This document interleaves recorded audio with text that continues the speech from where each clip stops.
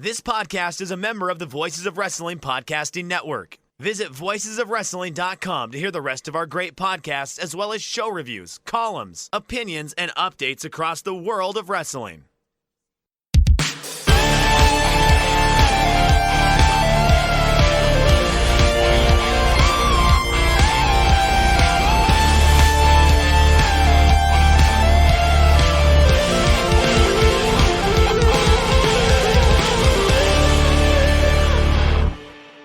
Welcome back to another episode of The Good, the Bad, and the Hungee on the Voices of Wrestling Podcasting Network. My name is Tyler Fornes, and with me is my co-host Fred Moreland. And Fred, it was me that had the housing issues this week because it sounds like yours are finally done. Yeah, they actually wrapped up today, so I can finally move on with my life and not have strange people messing with my toilet. Sorry to hear that yours are continuing. I do however have a hell of a story from my family. A brother-in-law of mine got T-boned in a car wreck, which fortunately everyone walked away from that all right, but they took his car to a dealership for repairs, and then a plane crashed into it this morning. Ooh. Which is completely wild and unexpected, and unfortunately a couple people on the plane died. But yeah, God really wants that car to go away. Was the car actually impacted? I don't know yet. It feels kind of, tacky to ask, I know two people just died, but what about the car? But yeah, I sympathize. I had a old coworker who was striving to get his pilot's license, and he did. And he actually, in a plane he was flying up to Duluth, they had a crash with a malfunction, and he ended up passing away as well as his two passengers. So I can sympathize for those people. Yeah. But he got to experience the life he wanted to. He got to become a pilot, and yeah, that's not something everybody gets to do. Experience something that is their true dream. But our dream is to cover AEW with a little bit of sarcasm, and I can almost guarantee you, Fred, it was not Ariel Helwani's, because he interviewed Tony Khan and then went on about how it was one of the worst interviews he'd ever done because Tony Khan wouldn't give him anything. And this ended up becoming way bigger of a story. He could have just not said anything. He just said, hey, it was just a frustrating interview. I just didn't feel it gave me enough. But it didn't stop there. He started going off on AEW fans, saying, I can't remember the exact term he called them, but he essentially said that if you genuinely feel that AEW is a better product than WWE, you're an absolute liar. Yeah, that was a thing that happened last Wednesday. So I don't. Have you actually watched the interview with Tony Khan? And I have not seen it from start to finish. I have seen good portions of it. I thought it was fine. I didn't really feel it was offensive. I thought a lot of the questions were fair. But at the end of the day, as an interviewer, I am an amateur interviewer by comparison to Ariel Helwani. Helwani has interviewed numerous people in the fighting business. And, as much as wrestling may not be the same as UFC, it's the same business. It is a promotional business based on physical violence. And you can boil it down to the same exact thing. He should have realized that Tony Khan wasn't going to give him anything and try and shift the subject into something that became more interesting. And I felt like he dropped the ball a little bit there. I don't feel it was unfair that he asked those questions, because as an interviewer, you should be asking those questions. Yeah, I mean, you have to be malpractice practically to not ask about Punk and the Young Bucks and the other dramatic stuff that's been going on.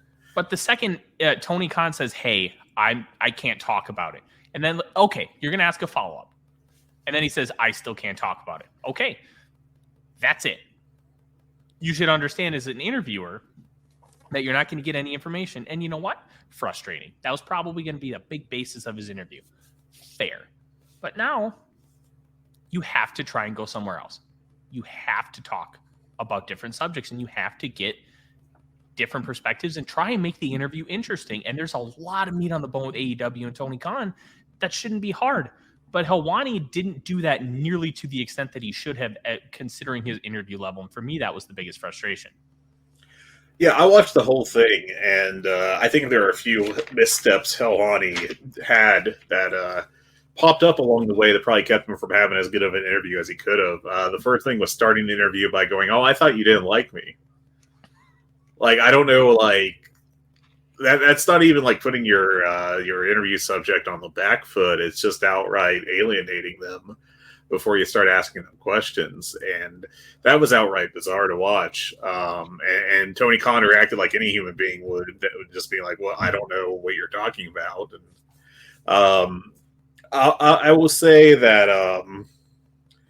the biggest thing that stuck out to me is that Helwani technically didn't even ask him about CM Punk or the Young Bucks or the Elite or anything like that. What he did was, "Is it all right if I ask you about CM Punk?"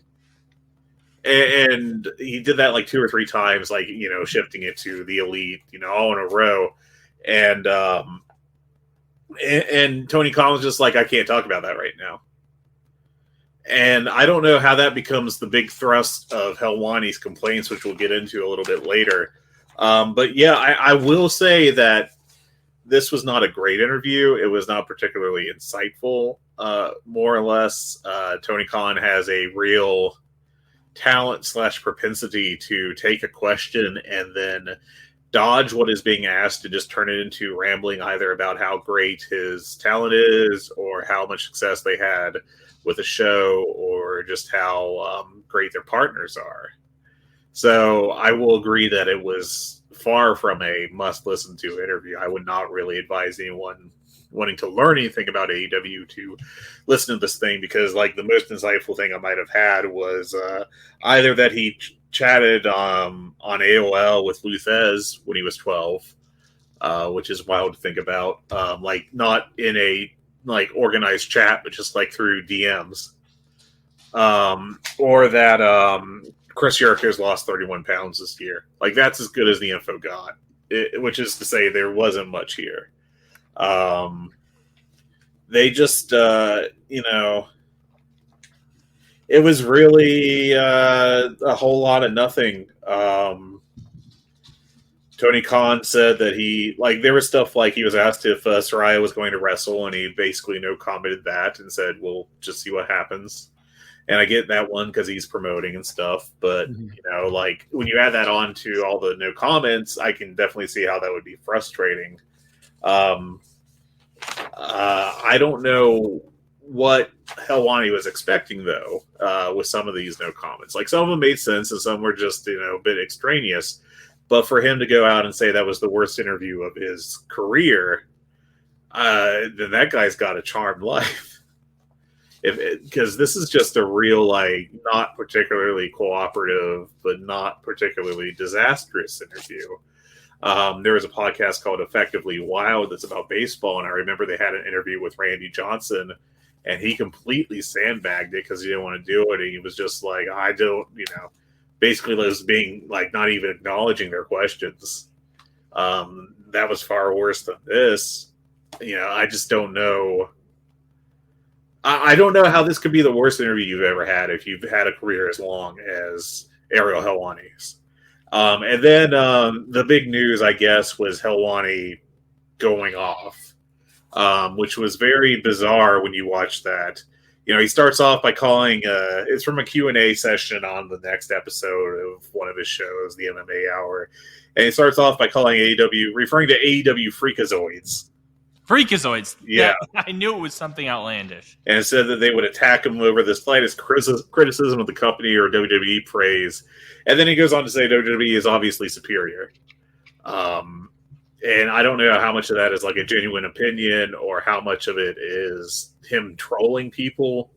I don't know if there was, like, I didn't even know about the initial interview until the fallout from his trying to stir shit came out, but it definitely came across like he was trying to stir up some trouble. He complained about,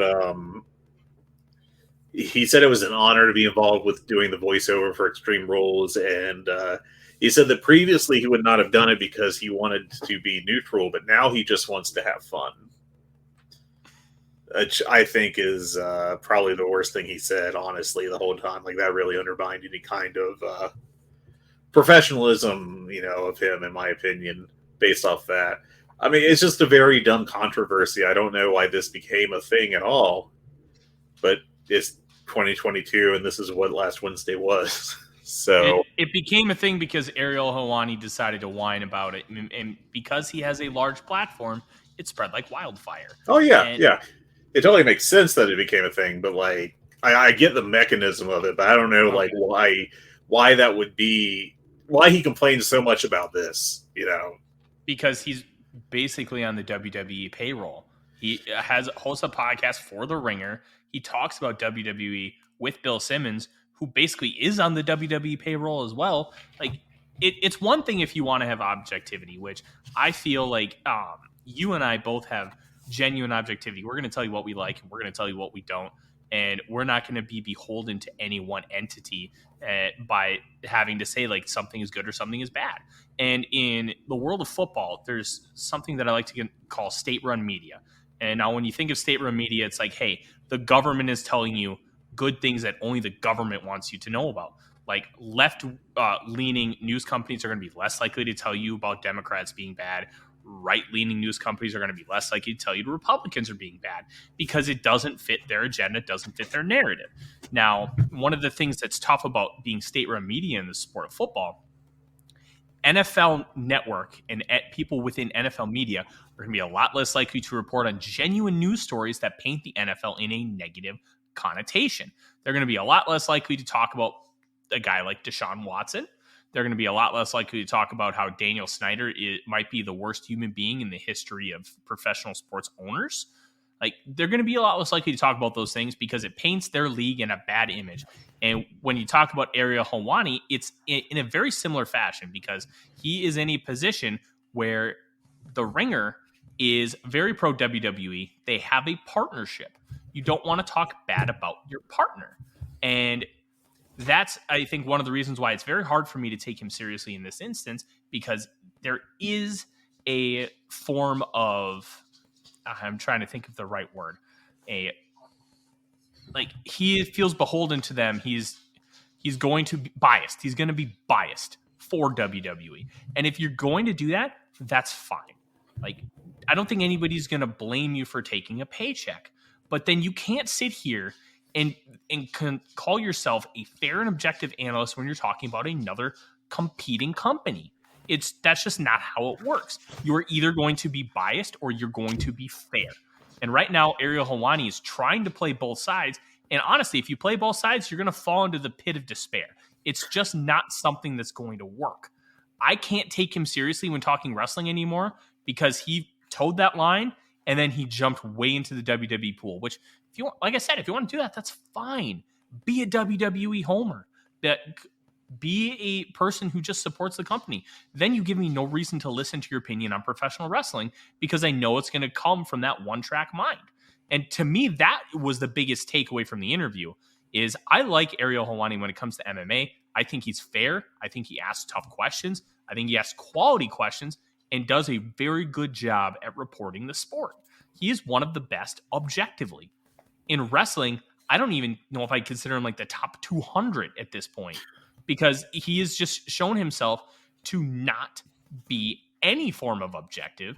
He is going to have a WWE bias. And at this point, why should I listen to any of his takes on professional wrestling? Because I already know he's going to come from that slant. Yeah, and I can't really disagree with you. I was honestly, my takeaway wasn't so much that he's like bought and paid for, because that I don't know exactly what his business relationship is, exactly how direct it is, but just doing the voiceover, and he said he didn't get paid for doing that. And assuming come on, like we know what happened, we know the connection. Right, obviously his agent used to be Nick Khan, who is now, of course, like very high up in the chain in WWE. Mm-hmm. But even if you aren't directly getting a hand, like a check or anything from WWE, you've kind of put yourself in a position where you might be unconsciously biased towards them. If you start taking the kind of benefits like that. So, it just really came across poorly for him. It felt like very, honestly, Ryan Satin like. It felt like something that he would have done, and that's not a great thing, the guy that said that he didn't want to talk about Vince McMahon's story, Vince McMahon having to leave WWE because it quote unquote bummed him out. Yeah, it's overall, it's just a frustrating thing that in all actuality shouldn't have happened. And we shouldn't have been spending 10 to 15 minutes talking about Ariel Helwani and how much he just did not like talking to Tony Khan, when in reality, he, as a professional, and I'm going to call him an expert as far as an interviewer, because if you listen to some of the stuff that he talks about with MMA guys and how he interacts with them, how he generates thought-provoking discussion, he's tremendous. And he's genuinely great. And it felt like he had an agenda and he did not try to actually get a really quality interview. He tried to get a couple points and he tried to drive them home, and he would not steer from them. And that kind of stubbornness to me is just the most frustrating part. It's one of the reasons why I don't enjoy listening to a lot of interviews of people, because there's so many people who are genuinely bad at interviewing. And in this case, Helwani was one of them. And like, here's another part that we haven't discussed yet, Fred. He obviously interviewed Triple H. And one of the reasons why I kind of put the 2 and 2 together with the business relationship with WWE, even though we may not have any official, and I use air quotes, tangible proof, we know. And he did not directly ask Triple H about Vince McMahon having to resign because of the sexual assault allegations. He never asked him, hey, how are you going to, take over? Do you know why Vince resigned? He didn't ask those professional journalistic questions.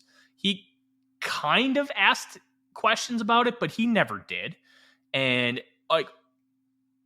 you should have asked the questions to Tony Khan. Absolutely. But he did not ask them to Triple H in at least as many words.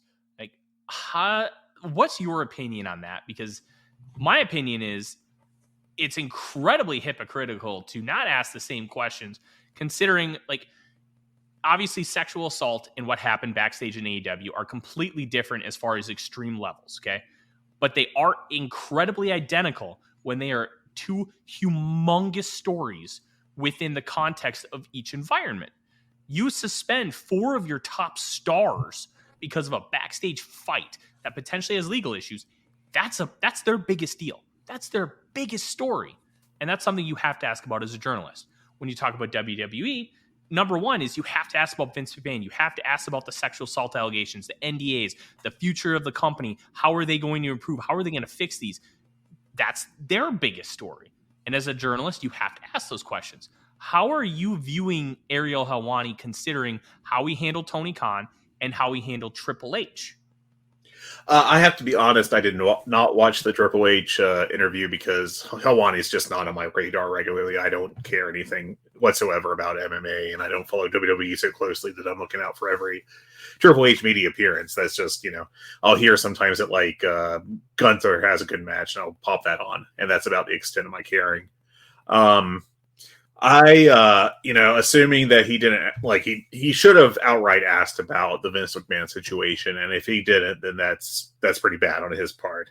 I don't know if he thought that he kind of accomplished that by tap dancing around it, and then when he saw that he wasn't going to get anything, he just didn't even go as far as to outright say, "Hey, what about Vince leaving?" I do remember on the flagship that Lanza mentioned that he did not bring up anything to do with all the misconduct situation with Bill DeMott, which was under the direct purview of Triple H before his initial heart condition / possible firing / that whole deal.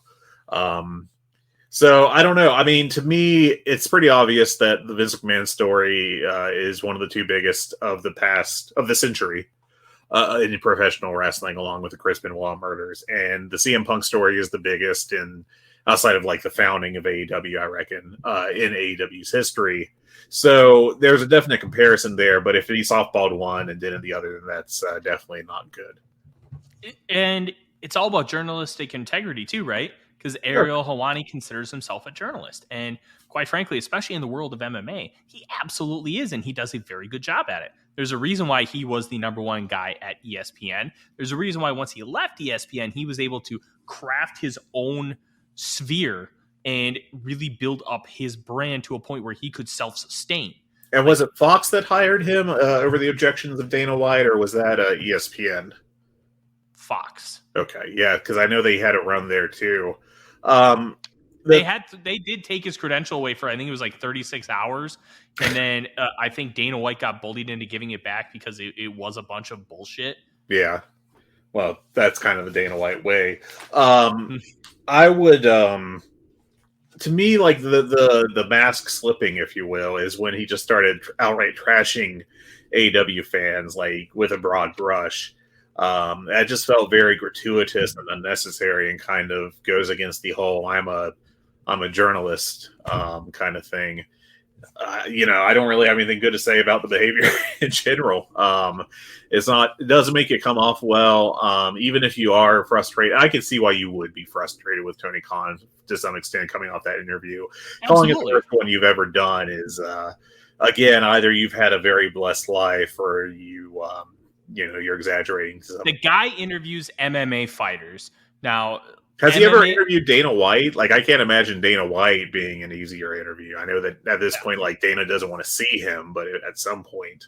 I'll be honest, I think he's interviewed him a few times, and Dana White, like, once you know Dana White and once you understand who he is and what he's about as far as his promotions and how he talks to people, he should be a relatively easy interview, because you know exactly what you're going to be able to get out of him, and you're going to know exactly how to push his buttons in a respectful way to get more out of him. Like, Helwani should have had that one in the bag. And I can understand from your perspective, because this is the first time he's ever interviewed Tony Khan. And I remember Dave Meltzer said, I felt kind of rough after my first one too, but you should still, as a professional interviewer, and we all know Dave, we all love Dave, but Dave is Dave. Dave is a very unique case and individual. As much as he's a journalist, he is not a traditional journalist, because he approaches things in such a different way, which is an incredible blessing to this industry. But it's just different when you're talking about Helwani interviewing somebody for the first time and Dave interviewing somebody for the first time. So it's, to me, he should have still been better, but I totally do get his frustrations too. But you should have also been smart enough to know that, hey, he's not going to tell you that. And you also just should have been smart enough to know that he's not going to think the Attitude Era is the best era in wrestling history. That, to me, was the most egregious one. Oh, he's Mid-South Tony. No, I actually think it was the 1980s. Yeah, that was very funny, because like Helwani just acted completely flabbergasted that anyone would say anything other than the Attitude Era. So, okay, I have a question for you actually about Helwani, because again, I'm not super familiar with his work just due to not really being an MMA guy. Does he know much about wrestling? Like, is he knowledgeable about it, or is it like a surface level I watched in the 90s kind of thing? I think it's somewhere between he's a semi-regular watcher of wrestling and a super casual. I just remember all the dick jokes from the late 1990s WWF. Like, I don't think he's... Bill Simmons is a guy that is a genuine wrestling fan. And at least at one point, I think he may, I don't know how much he is now, but I know that he was like an observer subscriber at one point. So I think if we were to sit down and talk to him about anything WWE, I think Bill Simmons would be a tremendous interview. But I also think he is a very Americanized wrestling fan. Yeah. And he'll be able to talk Monday Night Wars. He'll be able to talk like Attitude Era, Ruthless Aggression. But if we sit down and talk to him about AEW or New Japan or anything Mexico, Europe, he's going to give us little to nothing. But I think that he is a much bigger wrestling guy than Ariel Helwani is. Okay. And I think that's just the nature of Helwani is he is an MMA guy at his core. So do you think that maybe he went in underprepared to the Tony Khan interview? Because it felt like there were ways like, okay, so you ask, you don't even ask, tell me about the CM Punk situation. You ask, can I ask you about the CM Punk situation? Which you're like putting your own stumbling blocks in front of you before you even get to the question. But like, would he have known to like ask like, okay, will you make an announcement about their return, that kind of thing, or just like try to poke at it a different way to try to work around, because he didn't do that at all. And I just don't know if that was like because he got thrown or what. I think that's a really interesting point. I think it was a combination of being underprepared and fully prepared. Okay. Because I think if the interview went the way he wanted, he was ready to go. He had his talking points. He knew how to go with those talking points. But I think in essence, he was underprepared because if things went off the rails like they did and those talking points they couldn't be hit on because of obvious reasons, he didn't have a lot of depth to go into. Like, if Tony ever referenced anything from Mid-South, because he loves Mid-South, I don't think Ariel Helwani would have been able to lace up any sort of boots for that conversation. And I think, to me, that's where he could have done a better job. He could have understood, like, hey, like, let's figure out the background of who I'm talking to a little bit more than the surface level Wikipedia, and then go from there. And I think he could have done a much better job. But in essence, like, I just don't think you can take Helwani seriously with professional wrestling anymore. It really hurt him in my eyes. I'm not going to say never, but at least when it comes to any kind of critical analysis, negatively towards WWE or positively elsewhere, it's not a good look. Not a good start. So, no, not a good start. And now that we have spent 25 minutes talking about WWE Ariel Helwani, which we're 25 minutes closer to the grave, man. Yeah, and Odie is starting to nip at my fingers. If you don't know Odie, he is my wonderful French bulldog puppy who was in the crate for 3 hours, so he is very playful right now. Let's talk about Chris Jericho re-upping with AEW through 2025, and I think it's very noteworthy here that he is going to be much more involved with creative. Fred, I think almost everything the Jericho Appreciation Society has done so far, everything Chris Jericho has touched in this company, outside of maybe the Mimosa match. And we all know that Mimosa match is, look, it was utterly absurd, but I think we can chalk it up. I kind of like the absurdity of it, I'll be honest. I'm not saying any kind of classic, but like for what that feud was and what the characters were at that point in time, I was all right with it. You know? Yeah, and it was pandemic. We're not talking about doing it in front of thousands of fans.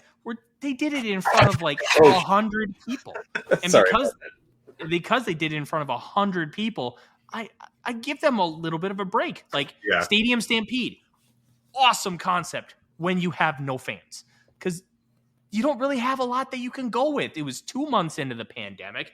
There was no end in sight as far as empty arena wrestling, so they found something that they could potentially utilize. And you know what? They did a freaking tremendous job with it. And the second one was pretty good too. It's still like one of my all-time favorite matches. That's not a joke. It was just great. Look, but yeah, Jericho is a creative genius. You know, I'd agree with you as far as the Mimosa Mayhem match as not being a particular high-level thing for him, but he also like really played a big part in like establishing Orange Cassidy as a pretty major star in the company. Mm-hmm. I think, honestly, the low point of Jericho would probably be towards the tail end of last year when he had the babyface run opposite the Men of the Year and Dan Lambert, and we kind of got a very tired, it felt like a very out of place return to like Stephanie, you're a stupid hoe kind of jokes from the late Attitude Era. You know, I will say I am one of the few people who genuinely love Dan Lambert. I thought I like Lambert. But that feud was weird. And I will say, I never watched it back because I was live in the building for Full Gear during that match. That match was chaotically fun. It was enjoyable. The 10-man tag with the MMA guys. You're talking about that one, I think. Yeah, and then they had Baron Von Raschke with the claw. Oh yeah, that was a great. I mean, that wasn't a classic. That wasn't like the Anarchy in the Arena match or anything, but it was. I thought it was perfectly acceptable fun. Anarchy in the Arena, Fred, might be my match of the year. It's up there. That was a fantastic moment in wrestling history. One of the highlights of the year. I think Jericho re-upping with AEW leads some credence into him potentially not necessarily being AEW's biggest star, but being Ring of Honor's biggest star. And Tony Khan promised great news about weekly ROH. And the quote is, "Our goal is to have one more great pay-per-view for Ring of Honor 2022, which I think we can safely assume is going to be Final Battle, which is traditionally held in December. and then followed that up with a weekly show in 2023. Now, there was immediate thought the second that Jericho won that ROH title that this could be a signal that weekly TV is on the way, because as great as Claudio Castagnoli is he the guy that you want leading your brand for the first true run of TV? Because look, let's just be honest with ourselves. ROH TV just wasn't what it's going to be with Tony Khan. It's not going to have the same dollars. It's not going to be a syndicated thing. It's going to be a weekly run television product. Yeah. And because of that, having a guy like Chris Jericho, and we saw what Chris Jericho did for AEW when it first started out. He is a legit world champion. He is a certified wrestling Hall of Famer. I don't know if he's in the Wrestling Observer Hall of Fame yet. He is, yeah. Been in for almost a decade now, I think, actually. He absolutely should be in. And it's just different when you have a guy like Chris Jericho who's got the name value, the recognition. He's been around for, this is his 4th decade of wrestling, because he started off in the mid-90s. He's worked Mexico. He's big in Japan, WCW. He worked the Attitude Era. He worked Ruthless Aggression. He worked all the way through. And you talk to guys that anywhere from like 12 to 70, they're going to know who Chris Jericho is if they've ever been a wrestling fan. And that's going to give immediate credence when you have him on commercials, on advertisements, bulletin board or billboards, radio spots. All of that is going to be so huge with Chris Jericho. That's going to immediately spike the product up and give it a floor that somebody like Claudio Castagnoli, even though with us, it probably gives Ring of Honor a higher floor to start with, because we know his history and we know how much he means to that Ring of Honor brand and how special it was for him to win that title. But for those who are not super hardcore like we are, Chris Jericho is such a big difference mover. And I think that's going to be huge for whatever step Ring of Honor takes. Yeah, I mean, I think that you can definitely make the argument that he is probably the most important person on screen for AEW. And that's with Moxley having the great years he has had, and Kenny Omega, and etc., Hangman Page. But I just think there's a real argument that it's Jericho. And, I mean, he's played such a big role. He's really stepped up, especially in the aftermath of Brawl Out with CM Punk and everything. And he's really shown a lot of leadership. He's shown a lot of creativity. He's done a lot to get people over. I mean, hell, he was trying to get Shug D over until I guess there was some backstage issue with him, and then that just got dropped real fast. But he's established a lot of big stars in the company, and I mean, he's fantastic. He's just really contributed so much to AEW. He really has. He has been, honestly, he's been the linchpin to their success. And as much as the Elite and CM Punk can truly be credited with the creation of AEW, because of obviously the Elite really making a brand for themselves outside of WWE, which at the time felt impossible, the success of All In. But CM Punk was really the catalyst of wanting something different at the end of his WWE run in 2014. But Chris Jericho was the reason why it was as successful. And I think that's awesome. A few other things to talk about here. We have some new people that are all elite. We're going to start from the bottom and work our way up. Zach Clayton is all elite. And I will say that I don't know that all these guys are like all elite, you know, but he is on a per appearance deal, I do believe. Zach Clayton got the graphic. Oh, he did get the graphic. Okay, I missed got the graphic. He got a written deal then, so he's got like monthly pay and everything. So cool. Yeah. I don't know what to think about him. Like from the one appearance I've seen of him, because I don't dredge through every dark and elevation. I wasn't terribly impressed by him, but he's got the connection to Jersey Shore, I guess. I don't know, man. I mean, if it's a flyer, low cost flyer, then that's fine. Yeah. But, look, he's probably going to be nothing, but he already draws from a different form of entertainment, which is very similar to what WWE did with The Miz, because of the real world. And obviously Zach Clayton with Jersey Shore, and I believe he was also on The Challenge. Like that is something that would draw someone like my wife, because my wife is really big into those reality shows. So that is an element that Tony Khan is trying to tap into. Will it be successful? That remains to be seen. I have my serious doubts, and I can kind of tell you do as well, Fred. But for minimal money, who cares? Let's see how it works. Yeah, that's a good flyer to take. If it pays off, great. If it doesn't, you're not really out anything. The Kingdom are kind of all elite. They showed up at the end of Rampage last week. So Mike and Maria Bennett, as well as Matt Taven, Taven Square Garden. Madison Square Taven. Taven, excuse me. I apologize to Matt Taven and his 10 fans and all the residents of Madison Square Taven. That'll be interesting to watch. It seemed very much to me like depth for Ring of Honor more than anything right now. Listen, I'll say this. I think it's a tremendous ad for AEW. Look at their tag division. Yeah, they're talented. The tag division is not in great shape. Kyle O'Reilly and Adam Cole out. Swerve in Our Glory, probably on the outs. The Young Bucks, nope. Jericho Appreciation Society, what is their tag team situation? 2.0, I guess. 2.0, but like Matt Menard, is he actually hurt still? What's the situation there? Because they seem to really be protecting him. Yeah. He's not working long matches. He's not doing a ton of spots. Like, this tag division, for as strong as it used to be, is not that strong anymore. And as much as I don't care for Matt Taven and Mike Bennett as singles competitors, I think as a tag team, they're very good. Maria Kanellis Bennett absolutely rocks on the mic. I really enjoy just her shit talking chicanery. I think it's just basic stuff, but it's good. And I think they can be a really nice addition to this tag team depth roster. And they're not going to do anything special, but they don't have to do anything special. They just have to be competent. And I think they can do that. Yeah, I agree with you. I do like the matches I've seen of them tagging together, and it'll be good to see them.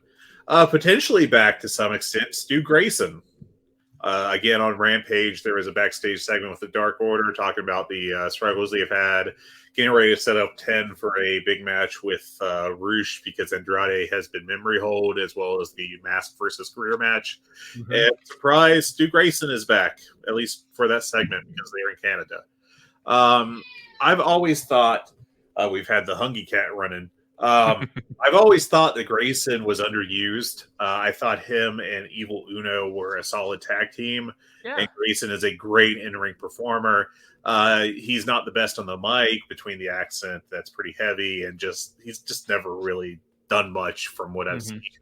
But it felt like a good team with Evil Uno, who could be competent in the ring and solid on the mic. So maybe they'll bring that team back. I don't know. But if he's back, I think that's very good for the Dark Order stable. I really think that we should get a Super Smash Brothers run. I don't necessarily think they need to win the titles, but that is extra depth to this tag team roster that, quite frankly, needs it. And it's not something we would have necessarily believed that they had needed a couple months ago. But considering everything that's happened from injuries to personnel to suspensions, adding Stu Grayson back to the fold, I think, is objectively good, especially because Dark Order is about to lose 10. Now you have two capable tag teams in that stable, when in reality, their number one guy is Adam Page.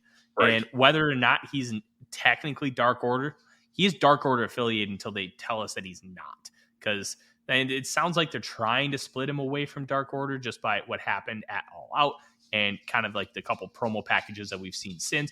But it's one of those deals where you need to build up the depth in this division, because this is the tag team division in all of American wrestling.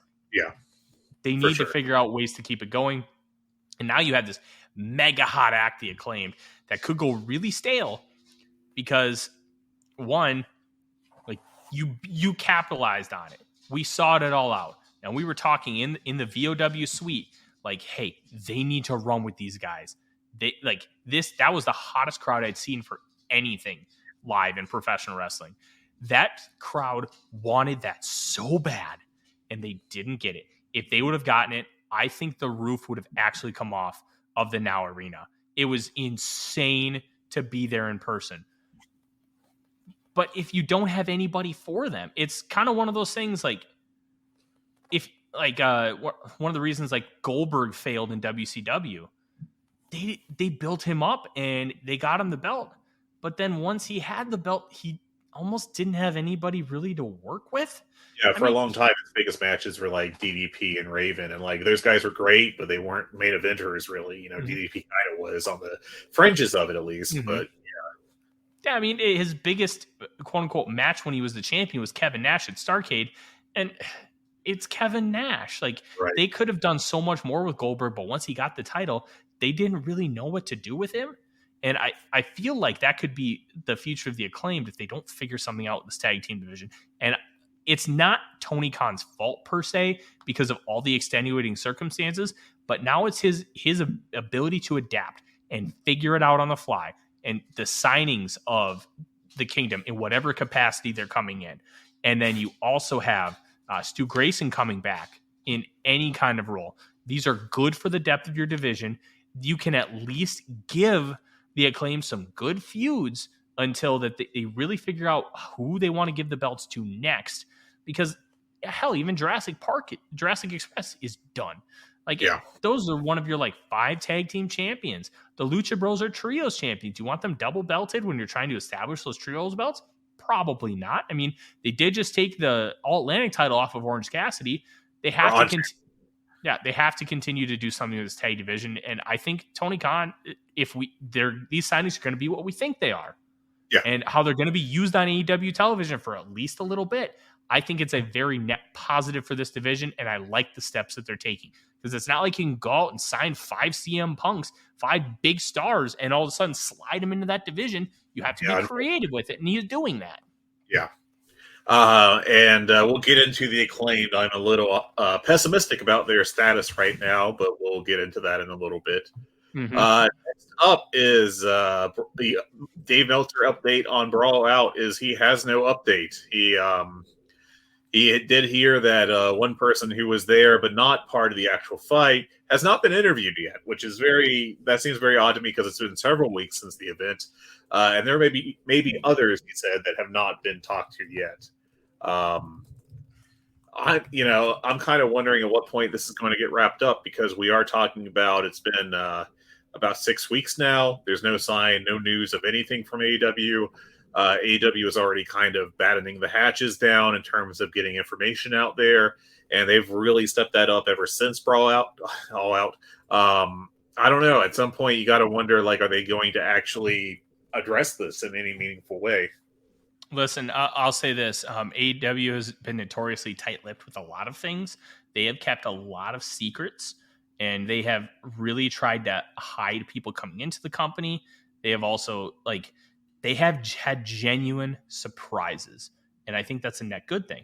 Now, I don't want Sean Ross Sapp in my DMs again for saying this, but they're tight-lipped. They keep nobody knew Brody Lee was even sick, and then all of a sudden he passes away. Right. That's a kind of situation. Hiding the debuts makes sense because you want it to be a big event. Of course, sometimes they will intentionally leak around. Like CM Punk coming in, they'll make sure that he's coming in without saying it. The Brody Lee situation is a man's health. I totally understand why they're not releasing any information about that while they could avoid it. But we're talking about stuff like suspensions. It's really kind of amazing that they have had these high-profile guys suspended for so long now without any kind of real statement beyond saying on TV that the belts are vacated. There's no state, you don't get a lot of information about injuries anymore. Somebody will disappear and you don't know if it's because of an injury. Is Miro just doing stuff, the occasional pre-tape because of a back injury or something? Or is it just because they kind of want to cycle off him for the moment? I have a theory on that. And somebody else said it, and I want to give them credit, but I can't remember, so I won't. But whoever said this, and if you're listening, give yourself credit. Tony Khan does not like his upper mid-carders to lose, so he just doesn't book them. And I think that's a thing with Miro, because Miro is a monster, and if you don't necessarily have anything that you really want him to do, there you go. Just don't book him. And I think that's what Khan is doing. Now, there are a lot of different things. Can you agree or disagree? Do you think it's good strategy? Do you think it's bad? There are a lot of different ways that you can go with this, Fred. But in reality, I think that's the issue. You're talking about a guy who just does not want guys to lose. hell, he protected Billy Gunn by having a screwy finish. Like, you want to get into that now? I mean, you know what? Let's get into it. Does AEW have a finish problem? Does he? Is Tony Khan too protective of his wrestlers and isn't just allowing guys who probably should just lose clean to lose clean, and it clouds things? Because I think there's merit on both sides of this coin here, Fred. I was rather frustrated by the end of Dynamite last week, especially with the first hour, because they had 3 straight bullshit finishes. And like some of it made sense. Like I get Christian being involved in making sure that Luchasaurus won the match, because that's not the blow off to that feud. Now, if they think they're going to keep that feud going for another 6-7 months until Christian is able to do the job, I think that's crazy just to have Jungle Boy in this holding pattern until that point in time, because that's such a long period of time. And you've got him just like screwing with Luchasaurus until by the time that's over, if they stick to that plan, it's going to feel like that feud started in 2012. It's just will never end. The Swerve Billy Gunn finish was atrocious. There's literally no reason, and I know that they're trying to get over Swerve as a heel. There's a way to do that and not have it come off as he could not beat Billy Gunn with his finisher. He had to use a roll-up, a cheating roll-up with his foot on the ropes or grabbing the ropes. Billy Gunn is older than The Undertaker. Billy Gunn is a nice mouthpiece or side piece, whatever you want to call him, for the Acclaimed at this point in time. He's kind of backed his way into that. It's completely by accident, but cool, keep it going. But none of that is going to be affected by him losing to Swerve Strickland, who is like a step below, like even an occasional main eventer, but could get there pretty easily. And I think they're definitely going to try to accomplish that over the next year or so. That was just booking malpractice. You literally got out of your way to kind of harm Swerve Strickland's momentum by making him look like a goofball, by not being able to pin a lower mid-card guy that's ancient. Like, it would have even been better if it was Dustin Rhodes, because at least, whenever they pop up Dustin Rhodes on TV, it's like he has a modicum of, authenticity or legitimacy with regards to the stakes of the company, it feels like, compared to Billy Gunn. But that was a bad finish. I hated that finish so much. I agree, but I also want to give AEW the benefit of the doubt a little bit, because I'm very curious how this is going to continue to play out in the context of the story. Because when you look at All Out, you had 2 accidental bumps with Swerve in Our Glory that led to 2 tremendous near falls. One of them, which really got the crowd and myself. Yeah. And then you had a couple of those at Grand Slam, and then you had the Famouser, and you had the Jukebox. Like, this story between these teams has been cheating. And I don't really have a big issue in if you look at it from the perspective of, hey, there's been cheating this whole feud. That's kind of what this is. It's shitbaggery. Okay, that's fine. But we're not talking about it in a vacuum. We're talking about it being one of the linchpins on a show that had a ton of this. And I think this one's getting singled out a little bit unfairly, but it also makes sense because it's Billy Gunn. Yeah. Like, it's like, what are you gaining by having you could have just had him do an eye poke halfway through the match, some other kind of obvious cheating. They did I'm struggling to remember who they did a good job of showing them turning heel over the past year, but there was someone that they had that like just started doing cheating stuff, and as he turned heel, and that worked well. You could do it in a less or a more subtle way, and less like over your head, and obviously like, oh hey, look, he's cheating, he's bad now. Swerve's kind of been a bit of a heel ever since the start of the tag team. It's kind of like the Lex Luger Sting thing from just before the NWO, where you've got a heel who's friends with a face, and the heel is cheating but doesn't want his face friend to know. If you would have positioned it as more of that rather than just outright, I've got to stretch myself to beat a 58-year-old Billy Gunn. Because like, here's the thing: is he hit his finisher right before that too, and he kicked out. Like, what are we doing with that?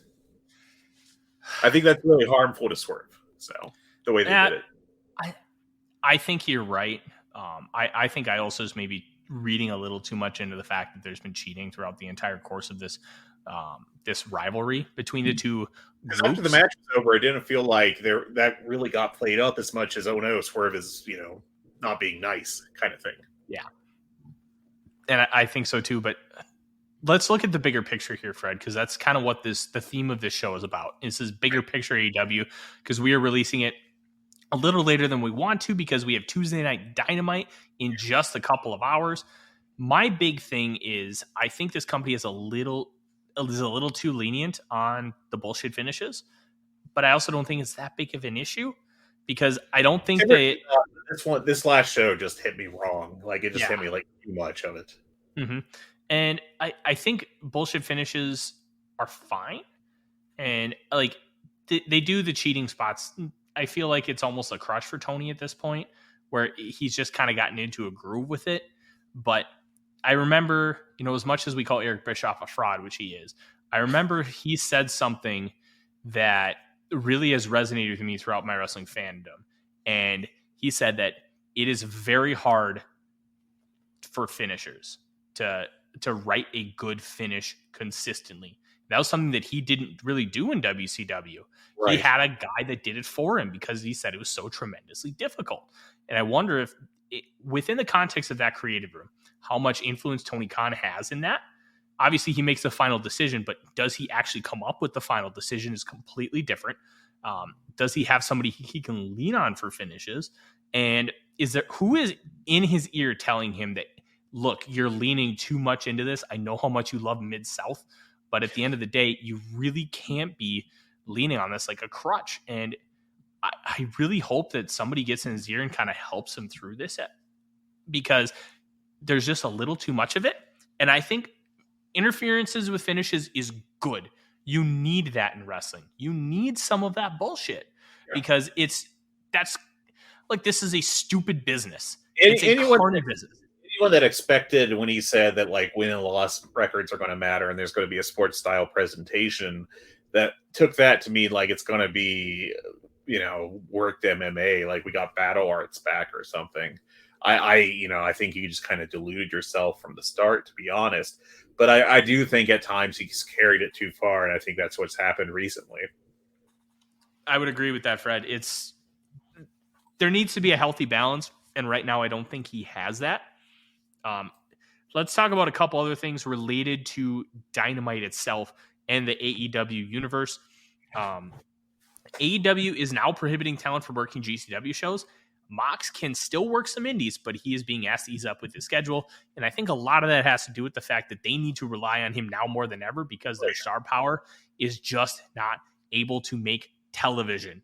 Obviously, I love that Mox, because I had heard Mox had really fought to go and lose to Nick Gage, which is why they had Morrissey and Stokely go in and make that deathmatch finish kind of bullshit because he wanted to do the job for Nick Gage, and it's Nick Gage. Nobody cares that he lost to Nick Gage. If you care that he lost to Nick Gage, like, come on.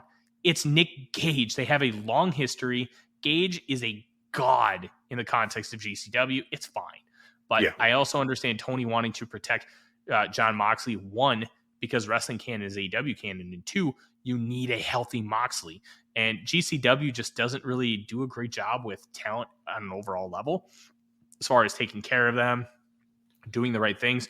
So I don't have an issue with them not working GCW, but I think it's very noteworthy for those who aren't appearing regularly on AEW television, some of those lower card talents, especially those that you see on Dark, because GCW is one of the bigger indies where you get opportunities to wrestle. Yeah, for sure.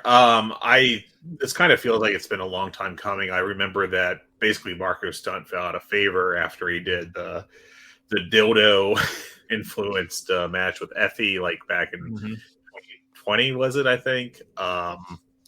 It feels like a very sleazy promotion versus what AEW tries to do. I'm not saying that like AEW, you have to go to the front row wearing a suit or something. But GCW is what it is, and they like that aspect of it. And I feel like that kind of goes against what Tony Khan's trying to do. I also think a heavy part of this is John Moxley's alcoholism that he went into rehab for last year. That I think was exacerbated by the work schedule he's trying to keep up and trying to go to all these different shows across the country. And I think that definitely didn't help. So I think that it's rather intentional to not just keep him healthier physically, but also mentally in terms of reducing his workload. Mm-hmm. Yeah, it's a very interesting dynamic that will continue to follow. And as most people already know, whenever AEW talents go somewhere, they win. So Right. This could end up being a net positive for GCW long term, but we'll continue to monitor this, especially if we see AEW talent being asked, starting to work GCW shows again. A couple more things. Per Meltzer, Tony Khan is also pitching Ring of Honor as a separate show and All Elite Women as a separate show. His belief is that there's no demand for adding hours of wrestling content, but Kathleen Finch, who is the chairwoman and chief content officer for Warner Brothers Discovery, said they're looking to work with AEW to do a show that is, quote, not in a wrestling ring. Fred, we did have something drop just a little while ago. I think it was earlier today that there's going to be a backstage style show. I'm not quite sure how that's going to work, but it feels like it's going to be more reality based as far as structure and format and how it's presented to the audience, which, considering all the drama in AEW backstage, could end up being a tremendous watch. But it will be interesting to see how that kind of plays out and how things continue to grow and develop. For those who don't think Warner Brothers Discovery is all in AEW, like, you need to look around. They love this company. They're delivering ratings that are far superior to pretty much anything else that they run other than live sports, which is what they consider AEW. Yeah. They are all in with AEW, and it's working. Yeah, it is. It's AEW's TV ratings have generally been quite good, especially over the past few months. So I think that's a definite positive, and I think that they're very much wanted around Warner Brother Media. One concern with this, Warner Brother Media, super cheap. Like, they are cutting back on everything. Like, they took down years old animated shows that they don't pay royalties on from HBO Max just because they don't want to pay the hosting cost of it, I think, which would have to be minuscule within the realm of what their balance book is. So the big concern is not so much will they be able to stay on TV as it is will they be able to get a big increase in rights like they're hoping to. That's what I would be watching with the AEW Warner relationship moving forward. I would love to be able to go back and read some of Stu Williams' columns where he does the Dynamite Dozen, the 12 best Dynamite matches of each year, and then go back to those Dynamites and watch them.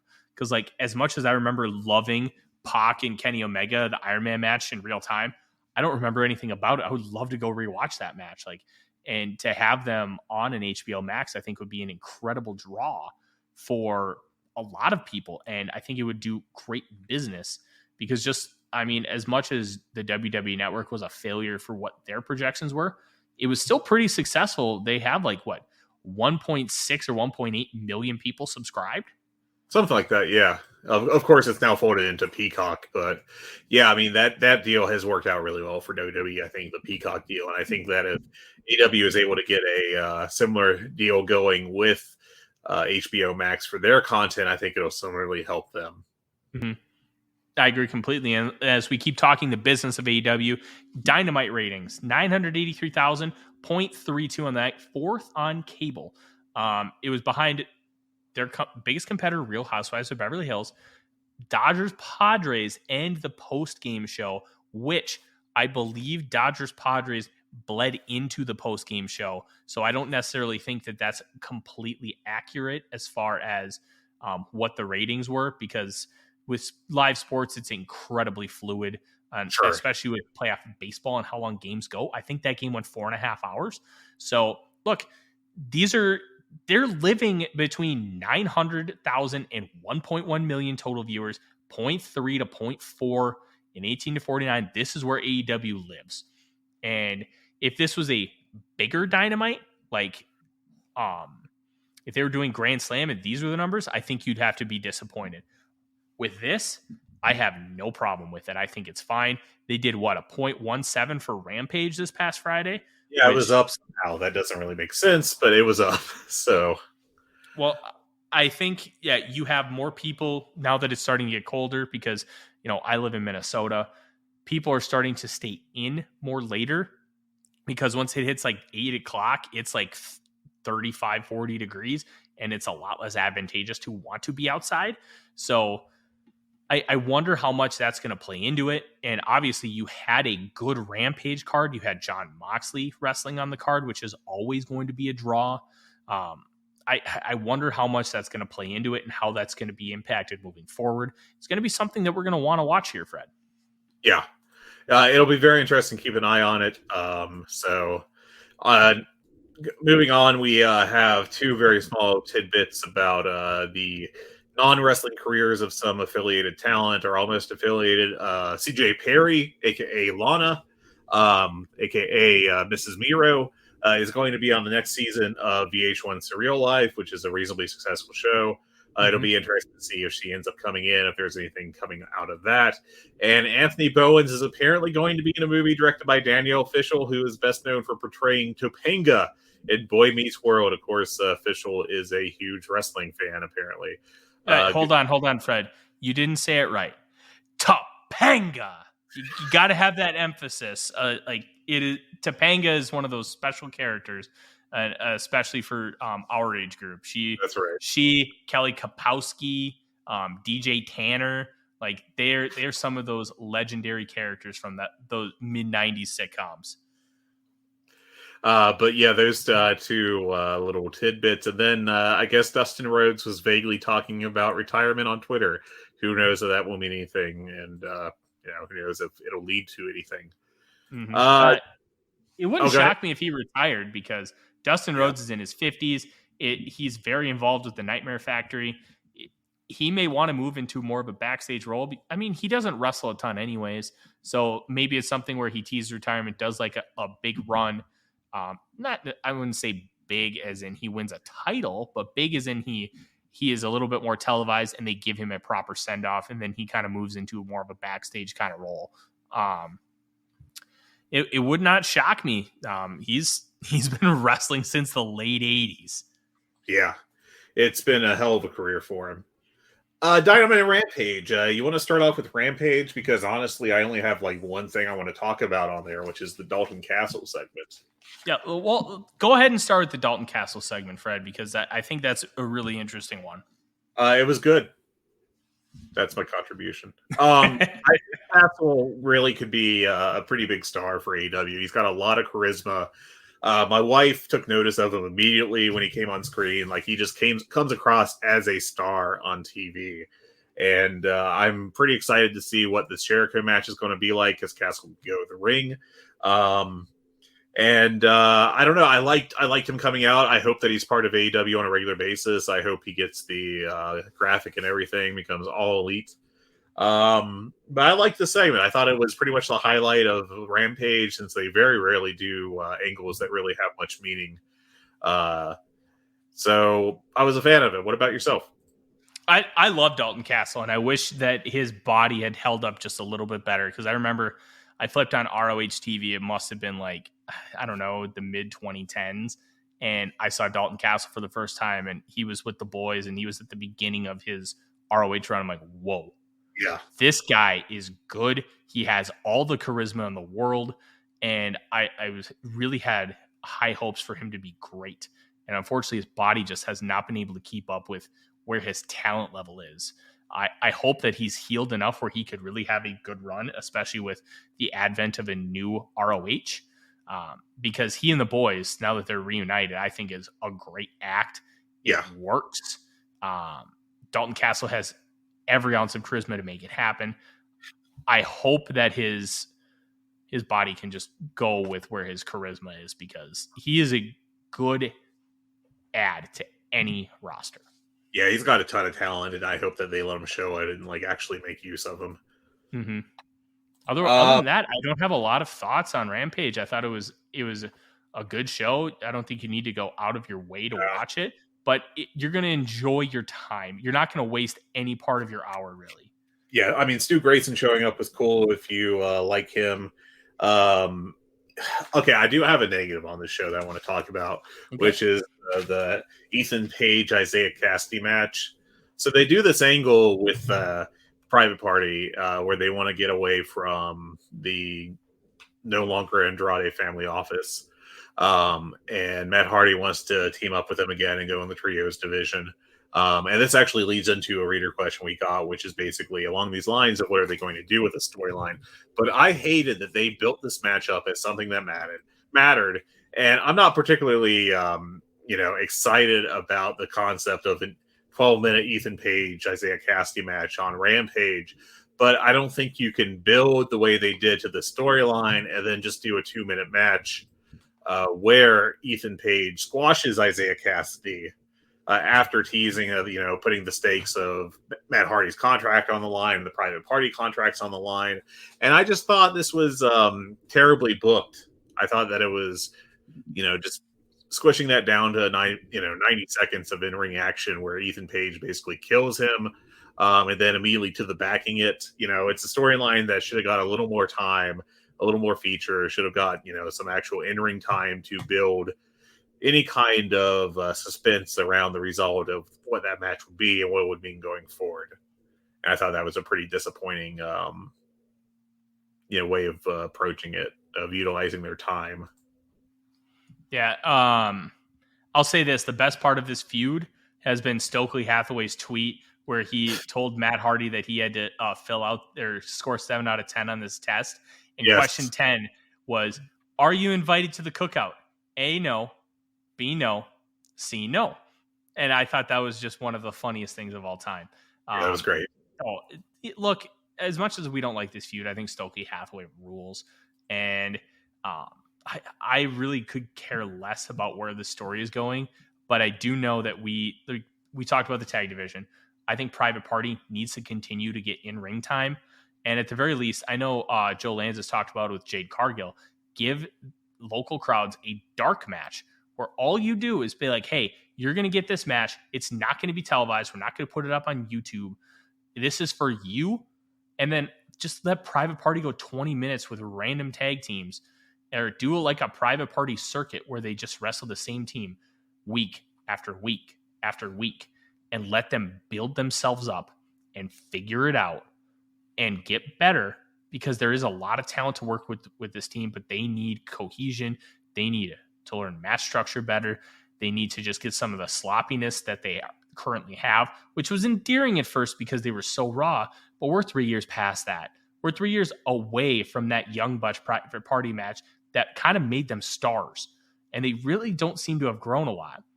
They need to do something, and I hope the end of this is a Private Party that is much more usable and reliable on television. That's my hope with this. Otherwise, I think it's a failure. Yeah, I think that they've been coming across better in terms of in-ring performances over the past year or so. When I've seen them, they seem more complete in the ring and better based as far as their talents are concerned. But, they should be, I feel like, doing more than just like the backup tag team in the heel stable. Because it feels like they've been slotted behind the Butcher and the Blade, which seems backwards to me considering where you'd like them to be. But, but yeah, that's it for Rampage. I thought the opening match was good. I would say that was like 3.5 stars. The Gates of Agony thing just feels very weird. And I ranted about that in my column about how I feel like one of the issues with AEW right now is who they're choosing to push. I think they've gone really hard on the Embassy in general, and I feel like that's not as over as some other acts that they have largely put on ice. And I feel like that's kind of a recurring issue to some extent. But yeah, that's it for Rampage. That's, it's a B show. Mm-hmm. Yeah. And as far as Dynamite's concerned, we already touched on quite a bit of it. I want to talk about the Hangman Page promo because I thought that was masterclass. It was great. It fit his character. He invoked emotion.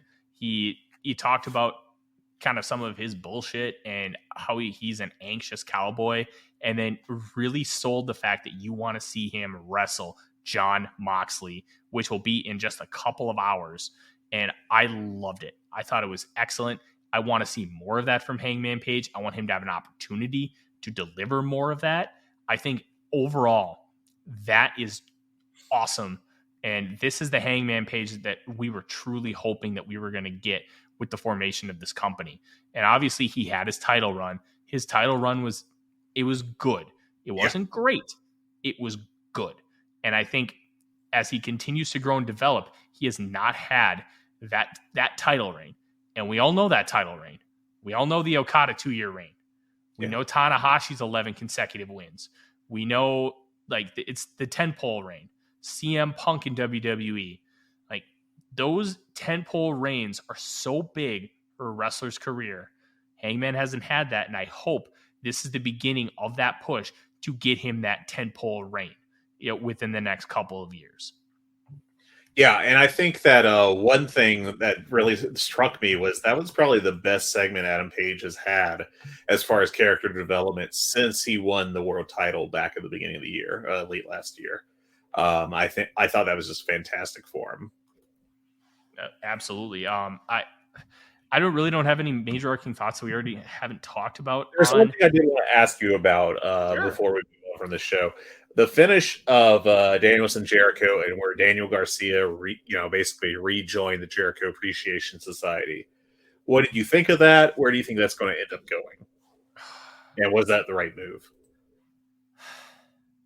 I had reservations about him actually joining the Blackpool Combat Club when I think it was the first match with Danielson and Garcia. William Regal straight up said on commentary that I would prefer that Garcia not join the Blackpool Combat Club because we want to have good competition to wrestle. And I thought that was a tremendous compliment to Garcia.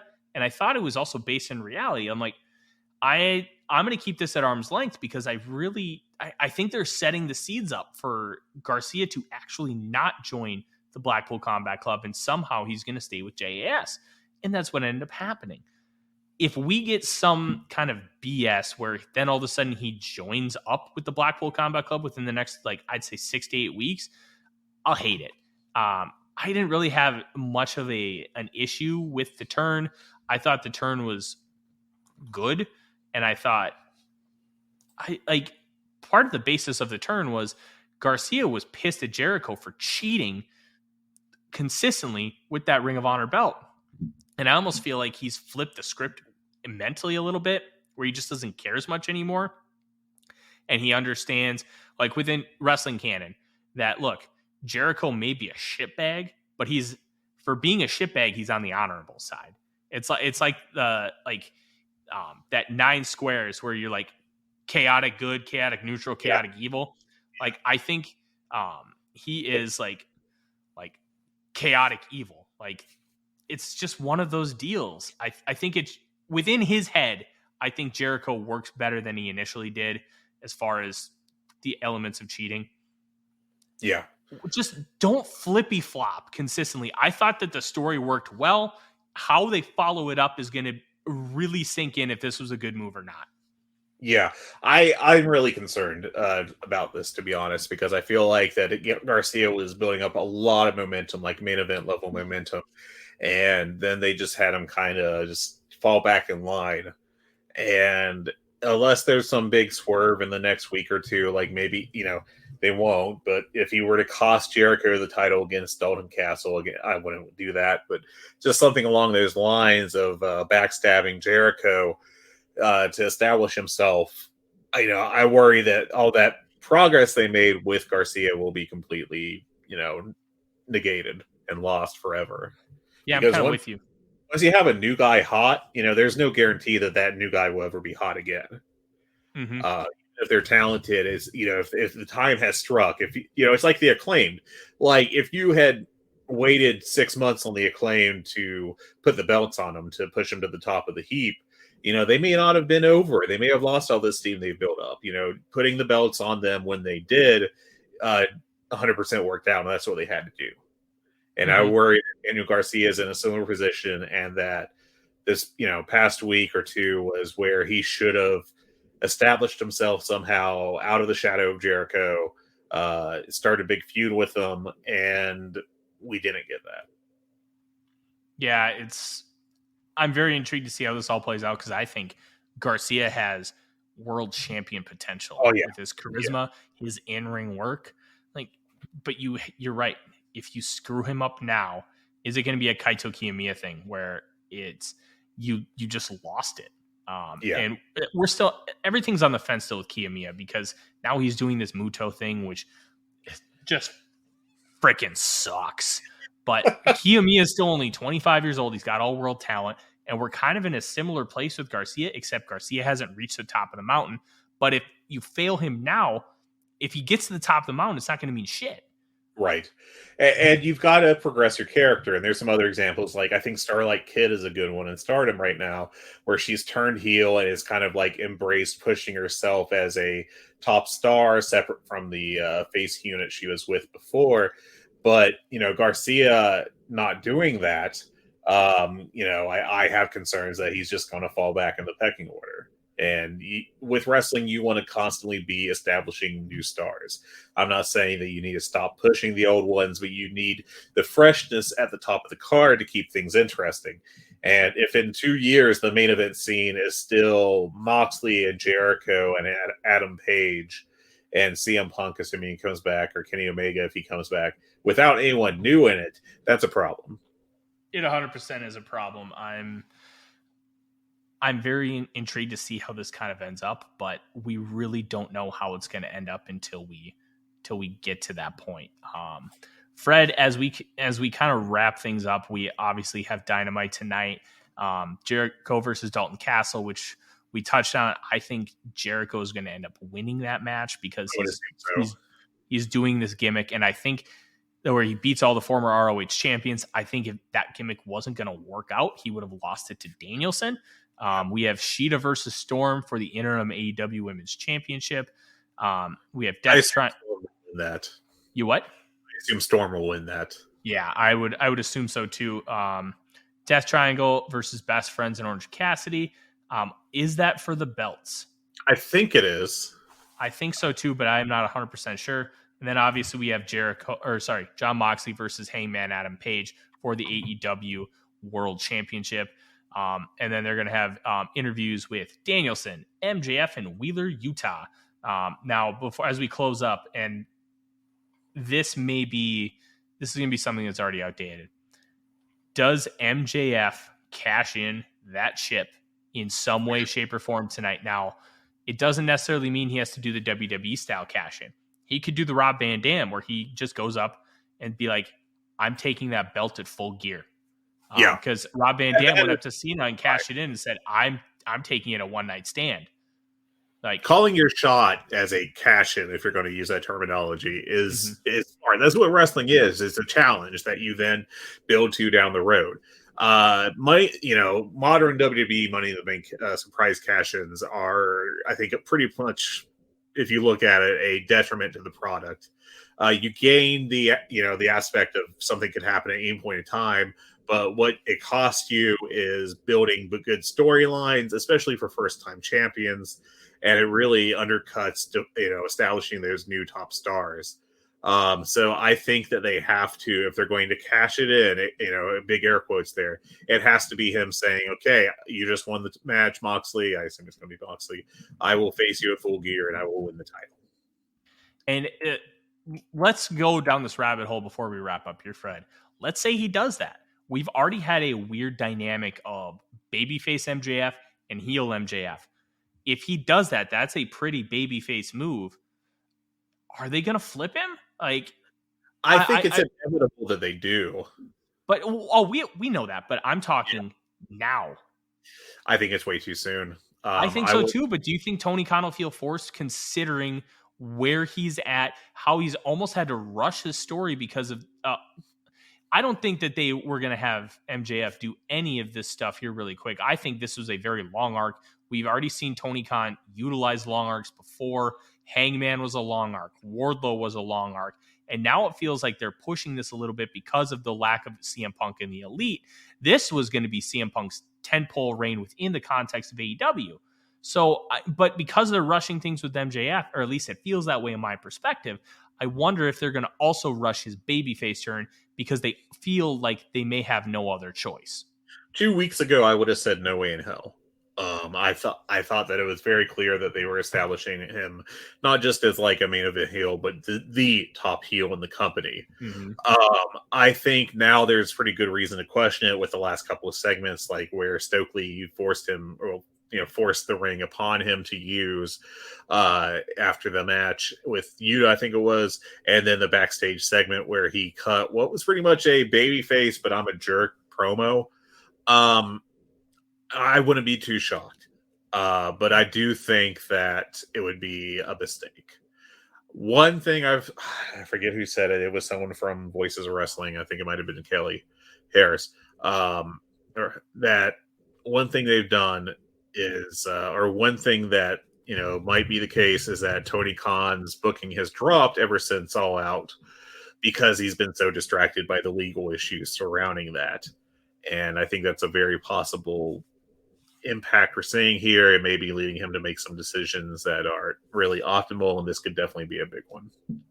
Yeah, it's MJF is going to be the one thing that we need to continue to monitor as far as this company. And I will say this, Fred, I'm very excited for Dynamite tonight. We're going to have a lot to talk about next week because there's going to be a lot of storyline to come out of this weekend and this week in AEW. Do you have any final thoughts as we wrap this show up and try and get things going before tonight's show?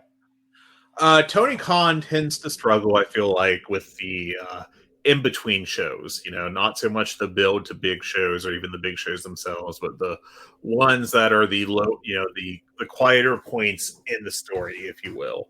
And I feel like we've been seeing probably a little bit of that over the past few weeks have kind of irritated me.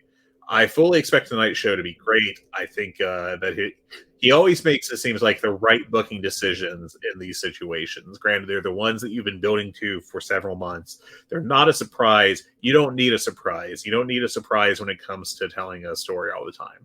In fact, swerves should be the minority of circumstances you see with big shows.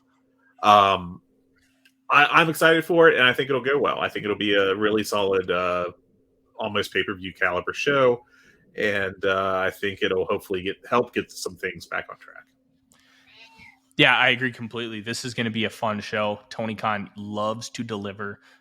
We have 3 title matches, and one of them is Trios belt. By the way, I double checked that. 4. So we have 4 title matches. It's going to be very interesting to see if all these title matches start diluting AEW as far as their drawing power, because they feel like they have a title match every week. But I think once ROH happens, there's going to be less of that, and I don't see that as a long-term issue. If there's a genuine issue that you have with ROH being featured so much on AEW, there's going to be a lot of crossover with these 2 companies. So start getting used to it. This is going to be it's going to be a normal thing, and like AEW canon is wrestling canon. So get used to it, buddy. You got anything else? You want to do the backlog real quick? Do you have anything to add to that? I watched that Brandon Cutler Serpentico match from Dark. I think that was 2 weeks ago, or was that this week? I think it was this past week.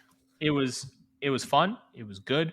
I told you before the show, I like watching even equal card wrestlers go up against each other because you get similar skill sets, you get similar push levels. The match result is in doubt, and I thought it was just fun.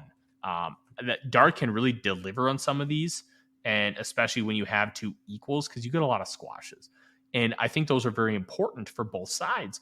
But I like the equal combatants, and I thought this was really well done. Yeah, it was a lot of fun. It was more or less a comedy match. Both of those guys are good at that kind of thing. I also saw on Dark Elevation from the same week, Tony Storm versus Emi Sakura. which was a really solid match. And also QT Marshall against Action Andretti, who I had not seen before, but Andretti got a lot of hype off of this match. He looks good. He looks like somebody that can be a real player in the context of AEW down the line. Yeah, QT Marshall, I mean, is a very solid wrestler. He's great in his role as just a lower level heel, but he can really help guys shine in the ring. And Andretti came out of that smelling like roses. He had a great match. So both of those I went 3.5 stars on. So as far as like AEW ancillary programs, that's my thoughts. As far as just outside of AEW, I was able to watch the Rey Fenix versus Hijo del Vikingo match from Triple Mania this past weekend.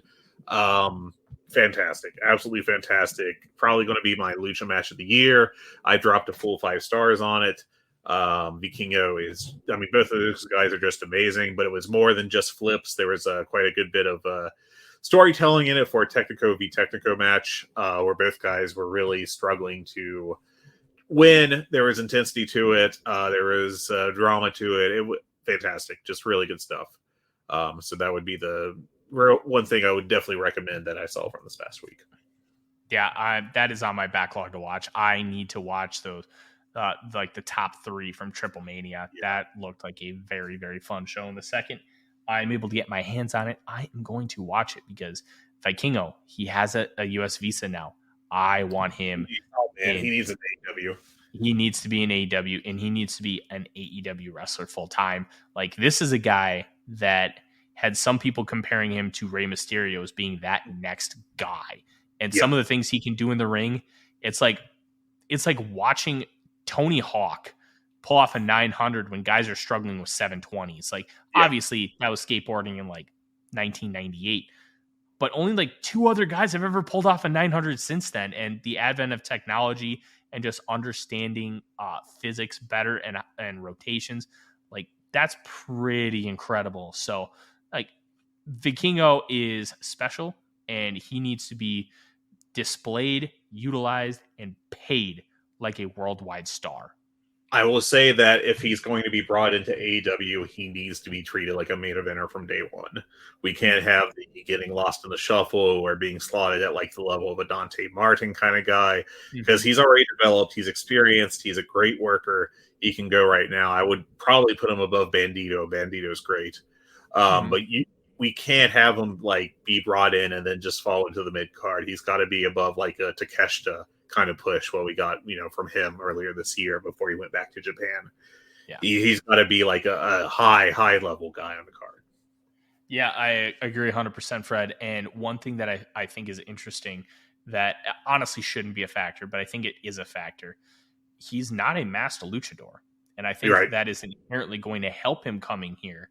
Because as much as it shouldn't be an issue, guys with masks just aren't pushed in the States. Like, Rey Mysterio got some pushes, like the Lucha Brothers have gotten some pushes, but they haven't been pushed on any kind of real main event level. And I think Vikingo not being a masked wrestler is going to inherently help him off the jump. Yeah, I will say that the thing with Tony Khan isn't so much that he doesn't he looks down on people that wear masks. I don't think it's like that Eric Bischoff / Vince McMahon kind of thing. Like, why are you wearing it? We got to get it off you immediately. I think that his biggest issue is that it's a promo company. AEW is a promo company, and if you can't cut a promo, you're probably not going to be a main eventer. And there's ways around that, but we haven't really seen Tony booking stuff so that they're around that. It's only been promo guys at the very high level of the card. So considering that, that could very much limit where he thinks Vikingo would slot in.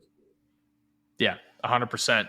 With that, Fred, that wraps up another episode of The Good, the Bad, and the Hungee. This was a lot of fun, and we're going to have a lot of stuff to talk about and review next week. It'll be really interesting to see what happens and kind of try to speculate what's coming out of there. I think this is going to be a very big turning point for AEW, considering everything with the Elite and CM Punk is still so much up in the air.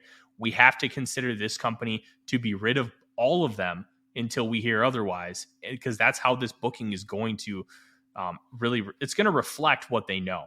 And I'm very intrigued to see how that comes into fruition. Yeah, for sure.